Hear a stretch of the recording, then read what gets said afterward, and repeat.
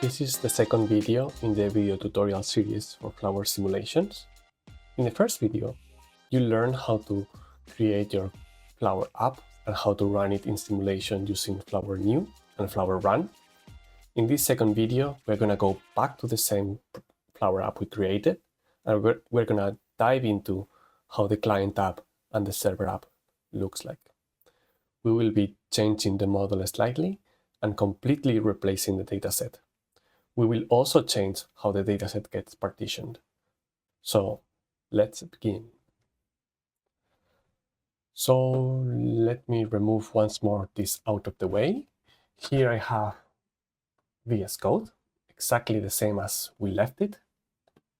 Here we have our app with a project.toml that defines the dependencies that we use. Remember, we were using a PyTorch. We use the PyTorch template, and that's why we have this set of dependencies here. What we're going to do now is take a closer look at how the server app and the client app look like. Let's begin with the server app. So the server app can be conveniently constructed by means of a server function, which has this signature. It receives a context that I will provide more details of what it is later in this tutorial series. But for now, we can see it as a place where configs live. There are two types of config. There is the run config that can hold hyperparameters that we might want to override at runtime. For example, here, the number of server rounds that the server app is going to execute. Fraction fit, which, for example, allow us to configure the strategy. Here, we're going to be using the federated average strategy. It's one of 20 plus strategies available in Flower. You can think of the strategy as the brain of a federated learning application. It performs actions such as sampling clients that should be involved in a particular round. It is in charge of communicating them the global model, along with some instructions on how to perform the training. It will also receive the resulting locally trained models from the client apps, and therefore it should define a mechanism by which all these updated models can be aggregated. With Fed average, the aggregation will be rather simple. It will be just performing a weighted average of all those models.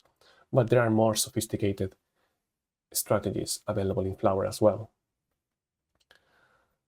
To the strategy, we can pass a set of initial parameters. This will become the starting point of our model. In this case, what we are doing is just converting the parameters of a simple model based on a class called net. If we look into it, it looks like a simple CNN. Probably you have seen this same model if you have taken other tutorials on how to use PyTorch. And if you are more familiar with other frameworks, you can see that with PyTorch it's fairly easy to understand how this model is constructed and how it can be used. So very briefly, this model has two convolutional layers, followed by three fully connected layers. What we do here is we call a utility function we have written called getWeights. If we inspect it, what it does, and let me highlight here that the way this utility function is implemented is totally dependent on the machine learning framework we are using. Here we're using PyTorch. So this is the way of extracting the learnable parameters of a PyTorch model. We do it through the state-dict. If you're using another framework later on, like TensorFlow, or maybe something completely different like XGBoost, or your custom way of representing models, you would, of course, do this in a different way. And what this utility function is returning a list of NumPy arrays, because NumPy is what the Flower strategy understands how to operate with. We are getting those NumPy arrays, and then we are converting to an internal representation that we call parameters. This is a small detail. You don't have to worry too much about it. But if you have If you are curious about it, you can check the Flower documentation or go directly into the source code. The strategy we're using here is Fed average, as I said. We decided to parameterize the fraction of for fit. This means what's the percentage of clients we're going to sample on each round. We do it by means of this hyperparameter. And you might ask yourself, okay, where are these defined? If we inspect the by project.toml, they are defined here.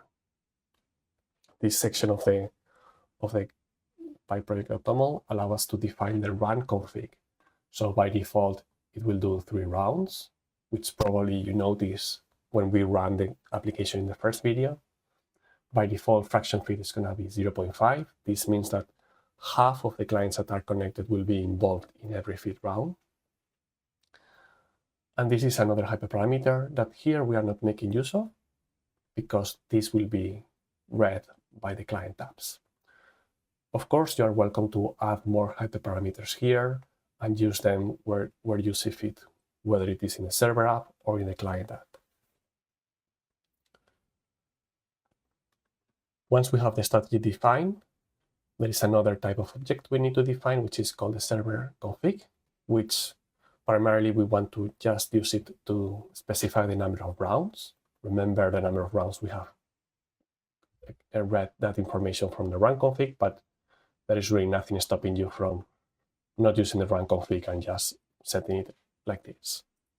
But using it from the run config, it brings so much more versatility, and you will see that in action very soon.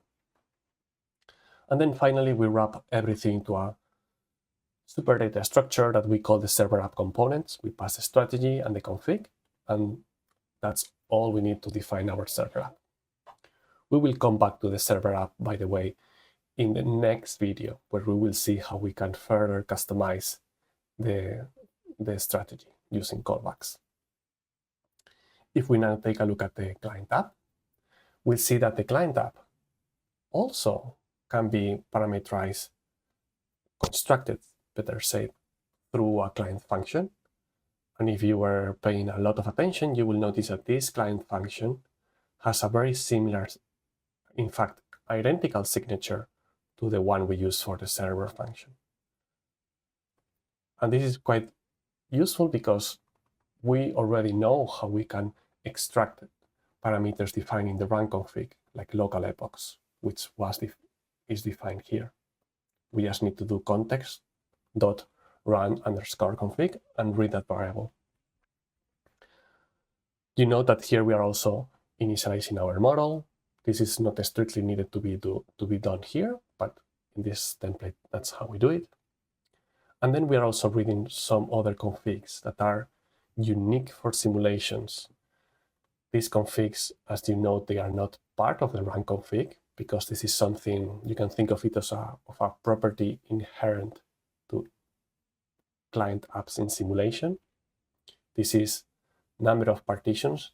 This is equivalent to saying how many clients are there in total in my simulation.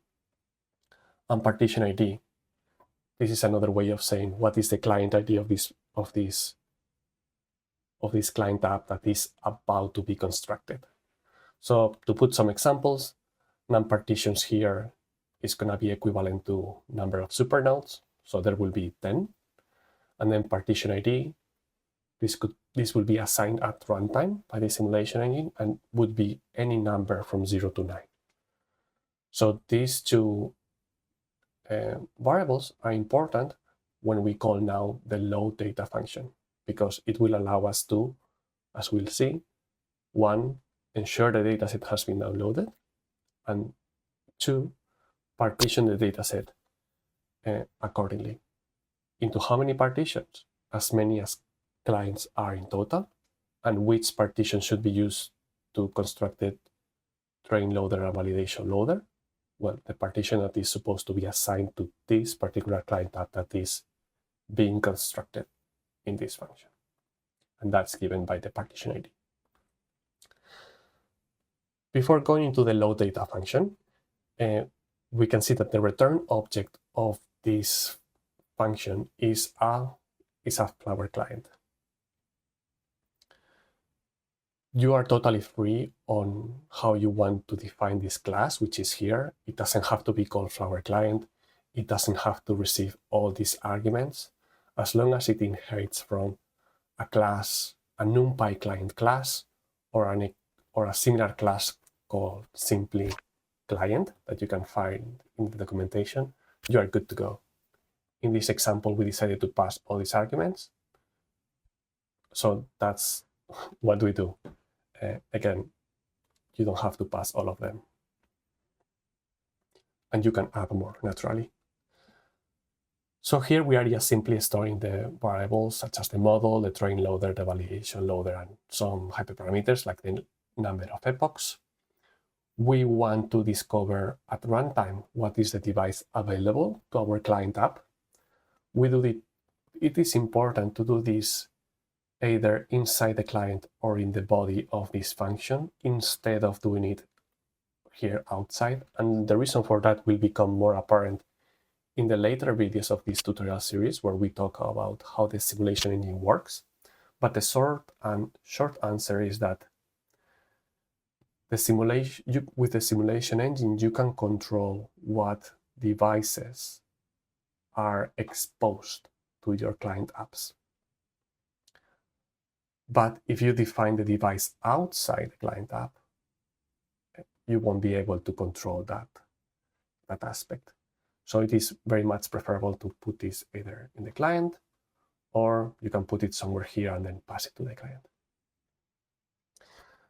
Client apps allow for the definition of several methods, for the implementation of several methods, but the two most important ones, are more relevant ones, are the fit method, which receives the parameters of a global model from the strategy that, remember, it lives in the server app. It will call a utility function called setWeights that applies those parameters to the local model of this client app. And then you can execute a typical training function to train that model locally using the data that is owned by this client and this client alone. Let's take a look at how these set weights look like. Similarly to when we were discussing the getWeight function, set weights is defined based on the machine learning framework you are using and also the model you are using. Here we are using a PyTorch, so this is the way to do it with PyTorch. If you have a more exotic model, you might want to change this. So yeah, by default, this should work right away. There is another way to change this slightly, which could be, for example, torch from NumPy. This would bring more versatility, slightly more versatility, depending on what type of model you implement. So, but I'm not going to do that here, just to let you know that you can do that. And of course, if, for example, you are not federating the entire model, just a section of it, you will implement that logic here to apply only a subset of model parameters to the model your client has locally. But for now, you don't have to worry about that. We can go back to this in a more advanced tutorial series for Flower. If we go back to the client function, here we can see that once our model has got the weights applied from those received by the global model, we are calling a function called train.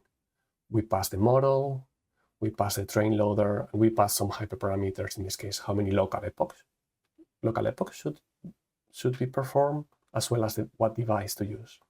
If we zoom in into the train function, you will see that this looks very, very typical, as a standard, as a training loop in PyTorch as it gets. We define what is our loss to use. We're going to use the cross-entropy loss because that's fine for image classification. We're going to use the Adam optimizer, but you are welcome to change it to something else. And this is the training loop we're going to perform. We're going to perform this many epochs using the train loader. This is how we extract the images and the labels from the available batches from our dataset. And then we perform backpropagation as usual. If we go back to the client tab, the return arguments for the fit method usually come in a form of a triplet, which first return the parameters of the model that has been updated locally by this client. This is done again with the same function getWeights that we used earlier in the server app to extract the parameters of our model. Once more, this might depend. This might require some adjustment if you use a very exotic model or a different framework.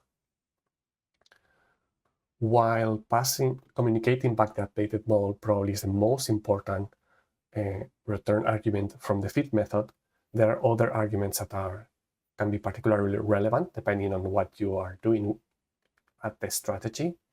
Here we are returning what's the size of the dataset of this client. This is useful when doing the aggregation. For example, if you want to give more weight to the clients, to the updates sent by clients that have more training examples. One way to think about it is if one client has many more examples than others, maybe the update they are contributing to the global model should have some level of priority. But you might argue that this is not a good way of doing it, so you can still use this scalar here to change the way models are aggregated. And finally, the last argument, we call it metrics. You will learn about metrics in the next video a bit more, and in the following one. The idea here is that you can set up a Python dictionary communicating key value pairs, where the keys are strings and the values are integers or floats. Typically, integers and floats is enough to cover most use cases, but in one of the follow-up videos, we'll learn how to send any arbitrary data structure. So that's it for the fit method. The evaluate method is fairly similar. It also receives the parameters from the global model. We also need to apply them to the local model. And then instead of calling train, what we will call is a function that evaluates the global model on the local data. In this case, we are calling this function a test, but you might want to call it in a different way. And if you look at this, this looks like a very standard evaluation loop written in PyTorch for the task of image classification. The output of this function is just the loss and the accuracy. And that is precisely what we'll be communicating back to the server app, to the strategy in particular, the loss. Again, we can communicate how many training examples, in this case, how many evaluation examples were in the dataset of this client. And we can communicate different metrics. Some applications, in this application, which is image classification, it makes sense to have accuracy, but in other tasks you might want to federate. Maybe there is not such a thing as accuracy. Maybe you have F1 metrics, or maybe you have something entirely custom for your use case. You would communicate this in this way, sending it as a metric. We'll see in the next video how we can, for example, aggregate all these metrics to have an average accuracy of our global model when it is evaluated in our federation. So once more, as was shown in the first video, if we want to run this client app, for example, if I do to see what's in my desktop, we see we have this directory for my app. I could cd into it and execute it, but that's really strictly not needed. For example, I could also do flower run and then just give a name of my app, and this will execute it. It will do it exactly as before, do some preparations to load everything in the simulation engine, and then kickstart the process, starting with round 1, doing fit, evaluate, then round 2, fit, evaluate, and finally round 3. Before we jump into how to modify slightly the model and how to change the dataset, let me mention again about the benefits of defining some of the hyperparameters here. For example, Let's say I want to do 5 federated learning rounds instead of the default 3. Of course, I could change it like this. If I now do flower run, just like before, this will run 5 rounds. But this is maybe not so convenient if you need to do these changes regularly. For example, what you can do, you can use the run config argument and override any of the settings here defined. So for example, I can change num server rounds and I can change it to 5. And if I want the number of local epochs to be something different than 1, let's say 2 local epochs, I will say to 2. This will do 5 rounds of federated learning and made in the same way that the Flower engine makes this config available to ServerApp and ClientApp. When we override those parameters at runtime, that updated config is also made available to the ServerApp and ClientApp. You can see that we let this run is running for 4 and 5 rounds. So that's something useful to know. And as I mentioned earlier, you can add here the hyperparameters that are more relevant to your app. What we're going to see now is how we can change our data set. So we know I think we haven't talked about it too much, but if we go back to our client function, we have this load data that we never zoomed into it. If I do right click and we look into it, here we have the CIFAR 10 dataset that is downloaded and partitioned using Flower datasets. Which partitioner are we using? We are using the IID partitioner. What this is going to do is create as many partitions as we set here, but extract them in an IID fashion, which means that this is going to be a fairly unrealistic way of partitioning the data, because all clients will have roughly the same number of training examples from all the classes available in this CIFAR 10 dataset. And this is fine. This is fine to start prototyping your apps, but at some point you maybe want to do something different. Maybe you want to change the dataset, or maybe you want to even change how the dataset is partitioned. So let's see how to do that. And for that, we're gonna load the fashion MNIST dataset, and I will show you how you can do that super easily with Flower datasets. So in order to do that, what we are gonna do is we are gonna go to Hugging Face, and we can really search for any dataset we want, and it's gonna work with Flower datasets. So let's go for fashion MNIST. If I'm able to find it. Yes, here, fashion MNIST. So if you don't know about this dataset is just like MNIST, 10 classes, but instead of numbers, we have different clothes like shoe, t-shirt, trousers, and so on. So if we want to make use of this dataset in Flower datasets, we simply copy the name of this dataset. So I'm going to copy it here, just like that, replacing CIFAR 10 with Flower datas with fashion MNIST. And then we know that this dataset is grayscale. CIFAR 10 is RGB. So some of the things we need to do are replacing the way the preprocessing is performed. So now we only have 1 channel instead of 3. If we go up to our model, the inputs to our model are not going to be RGB, are going to be grayscale. So let's modify this from 3 to 1. And the fashion MNIST images are 28 by 28 instead of the 32 by 32 from the CIFAR datasets. So this means that we need to do some small adjustments to account for the difference in width and height. In some frameworks, this might not be needed, but in PyTorch it is. So we're going to change this from 5 by 5 to 4 by 4. And we are almost there. One of the key things to know when you work with Hugging Face datasets is that each dataset is you can think of it as a big dictionary with different features. And here we have a feature called image.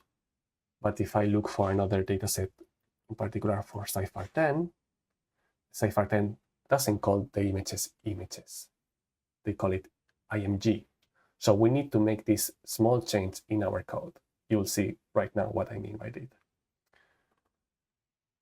We don't want to look for the IMG key because it doesn't exist. So we are going to replace everything with image, which is the way this dataset calls them.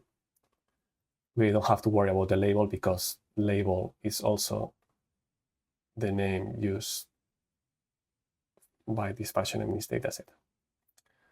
So if I replace image everywhere, then we are good to go. So just as a short recap, what we have done is we have replaced the Cypher10 dataset with fashion MNIST. Let me replace this.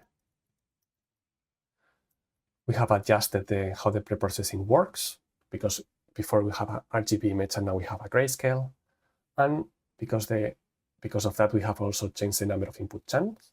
And because the images are slightly smaller, we needed to update just a tiny bit our model here and here.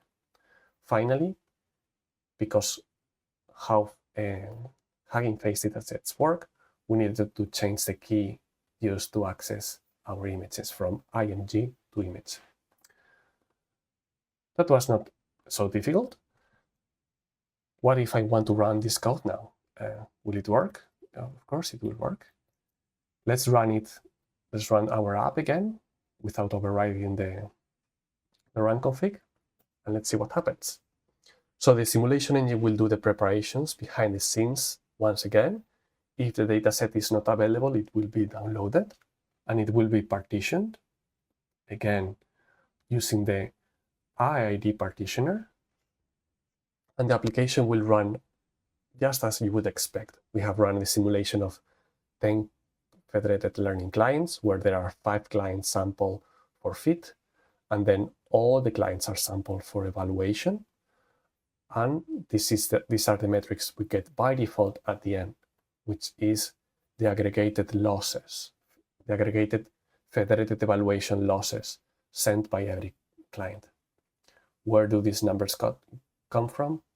Those numbers are the weighted aggregation of this loss communicated by every client at every run. Let's see now, for example, how we can change the partitioning of our dataset. This is an optional stage, but I think it will be interesting for you to know about it. By default, we use the IID partitioner, which is fairly simple. Let's use something a bit more interesting and more challenging. So Flower datasets have quite a few partitioners that you can make use of. If I open the Flower website, you can go to the Flower documentation fairly easily from here, documentation. Here, Flower Framework, you will see all the documentation about it. But what we are gonna see now is take a look at the Flower datasets. And in particular, we want to see how, let me bring this back to light. We want to see other partitioners. You can see here all the different partitioning mechanisms that are available as of today. Here is our IID partitioner, but what we are going to do is we're going to use the Dirichlet partitioner, which is probably one of the partitioners more widely used in the research, at least for now. So yeah, let's replace our partitioner with Dirichlet partitioner. Dirichlet partitioner, we're going to replace it here. Interestingly, the Dirichlet partitioner has a few other compulsory arguments. One of them is partition by, and what this is asking us to set is what column in our dataset should be used to partition. And you can look into the documentation exactly what this means, but what we are going to be doing is we're going to partition by label. In this way, we can control easily what's the ratio of images of each class that is assigned to each client. In this way, we can easily, with a single hyperparameter, control the degree of non-IIDness in our partitioning. So we're going to do this by label, and then the other algorithm, the final hyperparameter we want to set is the alpha. Alpha, if you set it to a very high number, like 1000, the resulting partitions will be near IID. If you set it to a very low number, for example, 0.1, this will result in a very non-IID setting. You can see all this in action if you go to the Flower Datasets documentation and go to the visualize, and you run through the visualize label distribution tutorial, which you can open in Colab very easily. But for now, you have to trust me, and I will set it to a relatively small value of 1.0. Actually, let me pause for a second and interrupt this video to show you how this dataset partitioner that we are using now, the derives partition, let's see how the resulting partitions look like. We said that with the alpha hyperparameter, we can control the degree of non-IIDness. The lower, the more heterogeneous the partition become. So let's see that in action. And for that, let me point you to the Flower Datasets documentation. And in particular, we're going to run just a couple of cells from the visualization label distributions tutorial. I've already opened it on Colab, but you can do this easily by following the link here.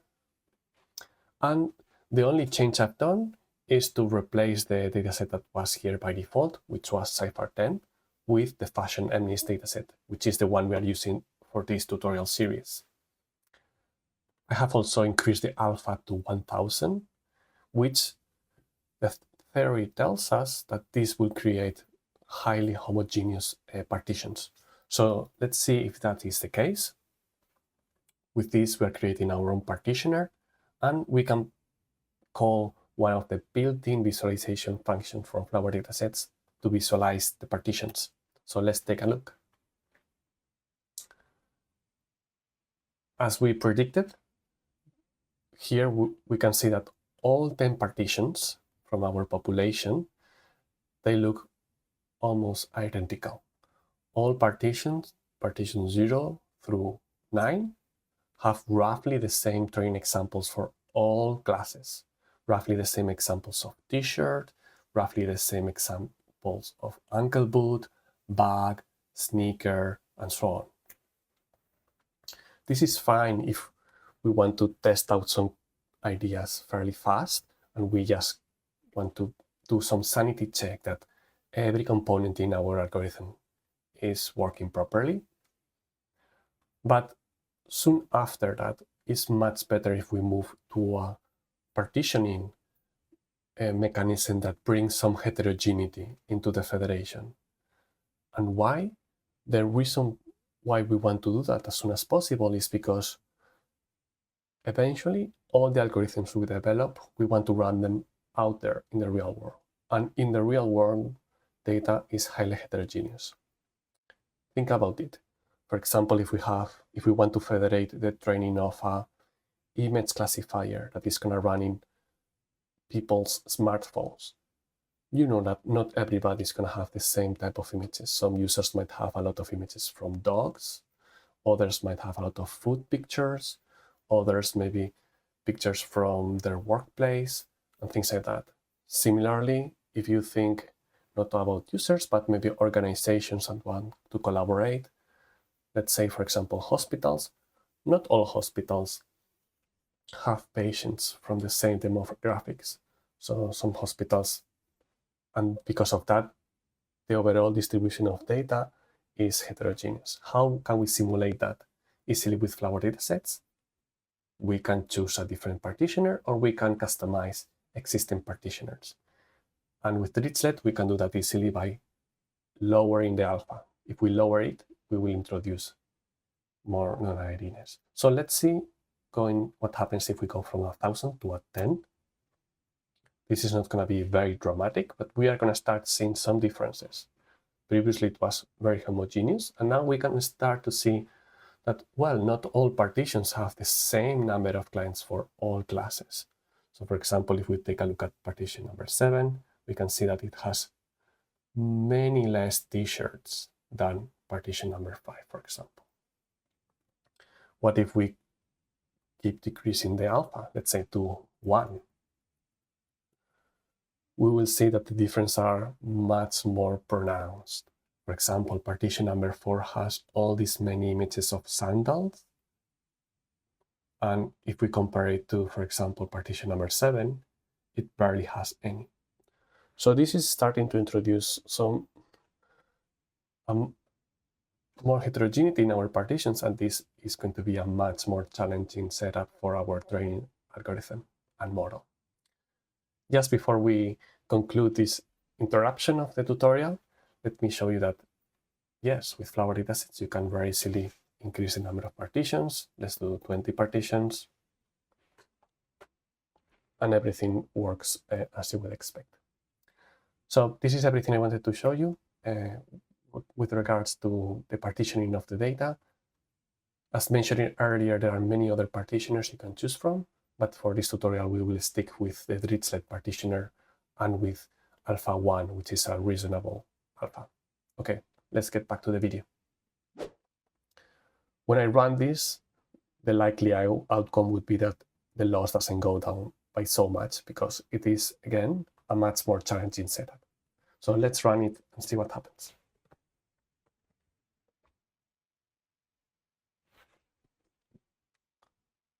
So now that we are running it for a second time, the dataset doesn't have to be downloaded. It's already cached in the system, and we can load it pretty efficiently. What changes every time we run the dataset is how the partitions are created. Now we got exactly the same number of partitions, 10, but they are very different in terms of the proportion of classes that are assigned to each client. And you can see that the loss didn't go down nearly as much as before. Now we got the lowest loss, we got 0.64, whereas before, well, I raised it, but it was, I think, around 0.5.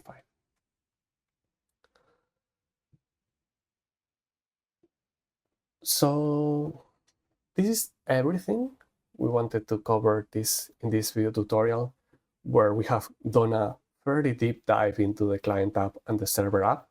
There is more that we're going to update and customize in both the server app and the client app, but that will be left for the following videos. I hope you enjoy. See you in the next video, where we will customize the server app through callbacks that will be passing to the strategy. Bye.